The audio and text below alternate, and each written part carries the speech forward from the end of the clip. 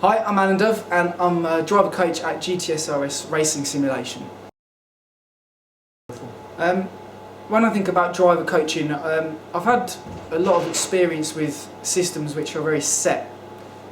One size fits all. Sometimes they have a bit of movability in there for individual drivers, but I always take quite an individual approach to each person. Every person is different. What works for one guy won't work for another. So if you take, for example, one guy can be very numerical, and you look at the way they function as a driver, and maybe you look at their data a bit more, and that engages them a bit more. Some drivers are more creative and they prefer language which relates to feel and emotion. It's always about extracting the best out of a driver. Also about introducing new ideas, whether they're receptive to it. That's how I like to approach it. There's no one set approach, no one size fits all. Everybody's different. And I'm really about finding what's inside someone, what makes them tick. Their emotional content, what motivates them as a driver. It's not just about looking at a trophy. For some drivers, it's more than a trophy. My background is mainly in kart racing. Kart racing is quite an unusual motorsport in that it's very fast-paced. Your days are very condensed, it's very intense. The driving, because one of the great things about karting is because it's relatively cheap, people can test quite a lot. So everybody's at a pretty high level. There's not a massive difference between a grid. So you learn about intensity of everything basically. Every tenth matters, and that mindset really changes the way you view things. But also, alongside kart racing, I've developed quite an involvement in sim racing. I think at the moment a lot of people are sort of using sim centres as places to coach, but hopefully uniquely with what we do here is we're involved in the sim racing scene. So we have an understanding of what the guys that are exclusively online are doing, and we can extract what makes them, because these guys are driving at a very high level, and there are things there that you can learn and then translate into the real world, the way they go about their testing, the way about how their mind works. That is all translatable, and I think it's such a resource that we've somehow missed out on in the real racing world. We sort of treat sims as somewhere to go and do a coaching session, learn a track, maybe learn a new visual technique. But you have this plethora of knowledge and skill of these sim drivers, because to me, I'll look at Gregor Hutu, I'll look at other guys and think these guys are some of the best drivers in the world. I won't demean them because they do sim racing. And when you look at it like that, you just open a vast array of new knowledge, new ideas to go as fast as possible. Basically, I've known Usman for over a decade now, and over that time we've built up a relationship where quite involved around the sim racing scene really, and what Usman has developed here is one of the best simulations in the country, because as I says, he's got a foundation in sim racing. He's not coming from the car racing scene, buying whatever he finds online and putting it together. He's put the best, most authentic sim driving experience here at GTS. So when you get in the sim, it's not like an approximation. You won't find a better simulation set up in the country. So you've got that as a fundamental, because when you're trying to coach someone, you're trying to remove as many variables as possible. When you're on a sim, naturally you don't have G-forces, you don't have other bits and bobs, and the main aim is to remove as many inconsistencies with reality as possible. You want to remove the variables. And with the sim here, when you're getting in the sim, you're not fighting against maybe some strange feedback issues. You're not fighting against maybe the pedals aren't 100%. You're not fighting against the sim is okay, but it don't feel right. Every time you get here that you can work on a base straight away without having to overcome the discrepancies or the inconsistencies with the sim, and that's what makes this place special and why I'm involved with it. And also because Usman he's not a guy that's going to get people in and get people out. He's passionate about making people quicker. This place doesn't need to exist. That's its main purpose. That's at the soul of this facility. So when you've got that in place, then your base level is so high, you can take it to the next level, which is what we're doing. Group learning, or someone told me, peer-to-peer learning is a slightly different concept that maybe it happens naturally in all sports, in motorsport. But the way I see it is when you have a group of drivers together with a mutual goal, because generally drivers are really competitive, they just want to kill each other. But when you have a group of drivers who have a mutual goal, a mutual appreciation of driving at the highest level, it's like you're increasing your brain capacity in a way, because ideas flow. So someone might approach a corner a certain way, and a lot of the time they want to keep it secret.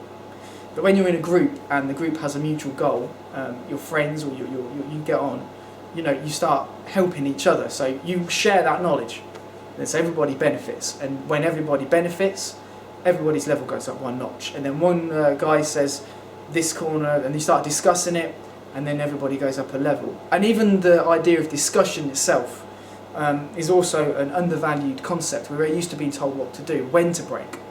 This is the set. When you discuss with the group of people, you expand an idea and you all expand your knowledge.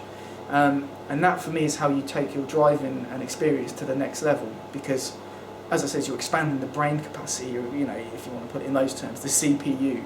And when you have the trust with each other, everybody helps each other, everybody pushes each other on.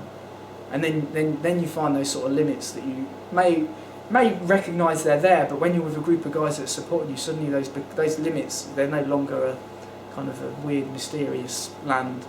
They become tangible. The first thing I always do is I'll watch a driver. I like to try to understand what they're about. What is a driver's motivation? Why are they going racing?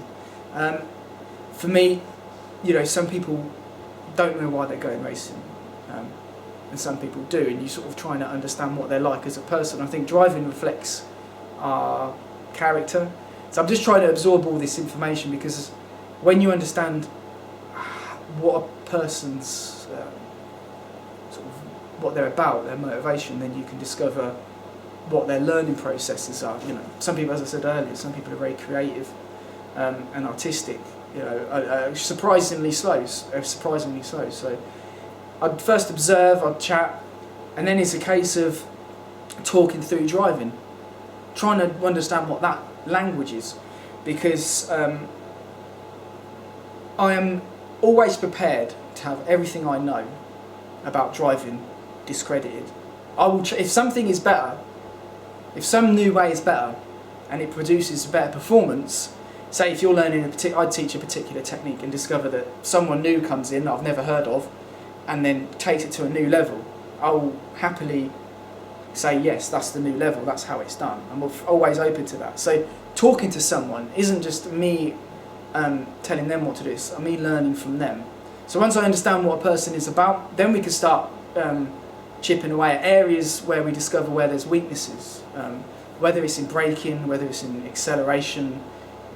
Everybody has weaknesses and strengths, so you start working on the weaknesses. But all the time it's a two-way conversation. I'm always trying to learn from you, because when the client is talking and describing something, sometimes they don't realise it and they're getting better, they're vocalising something, making it more of a reality. Communication is at the heart of everything. So yeah, we if it is the case that we have to go through the basics, we go through the basics. And then when we get more advanced, we'll go into data. We'll dive into everything that we can extract to find maximum performance. That's how I work, and if that works for the client, I always hope it will give them the inner strength, the inner confidence to know that they're going to be listened to. There's nothing worse than a driver never feeling like they're not being taken seriously in what they say, because a driver can never lie, well, they can.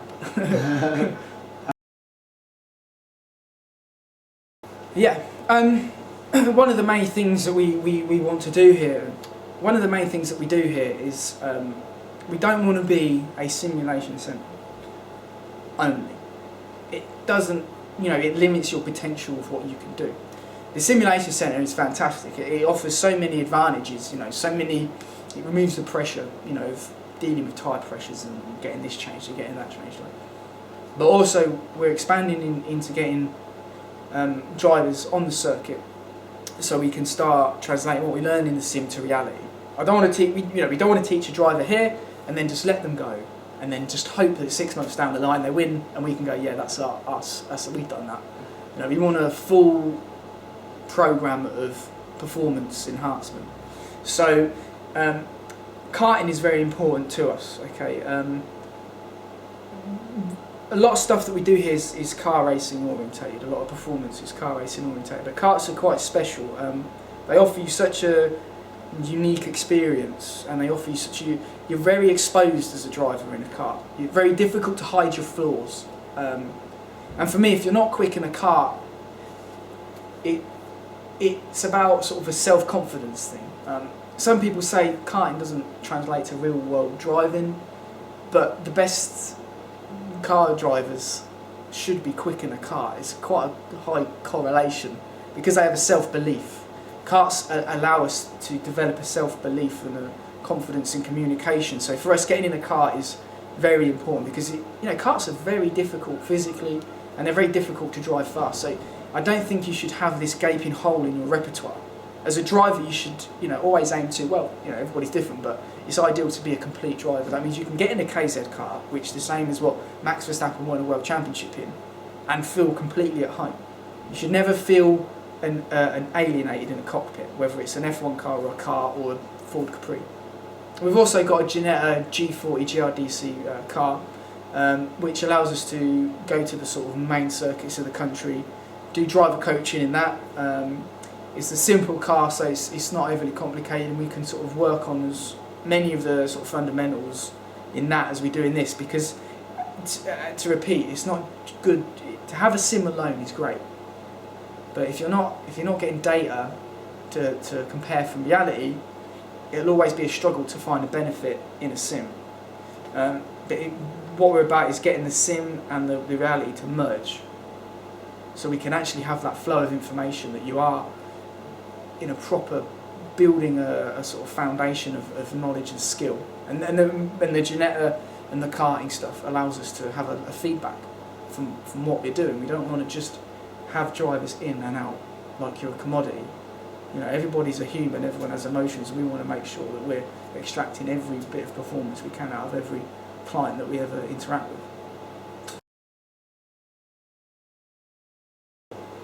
There's no limit to the level of driving. To me, I think Max Verstappen is a fantastic driver. He's probably the best driver out there, and he does karting sims a lot.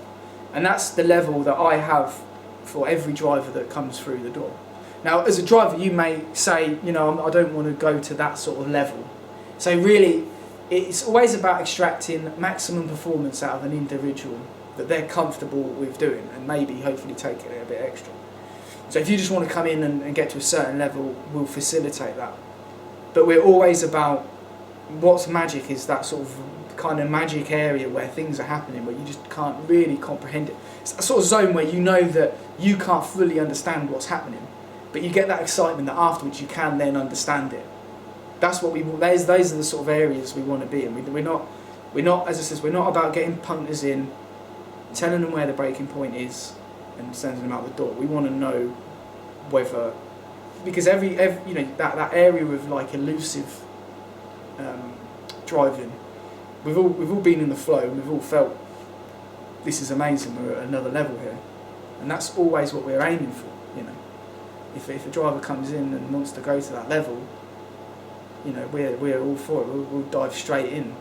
We'll always go the extra mile to make sure that, because for us, we're here for us this is all about experiencing that level of performance that doesn't make sense, and we're trying to go out to sea to find new land. It's an adventure, and if for the clients themselves, we won't stop until we've found it, and we know once you find it, there's another level to find.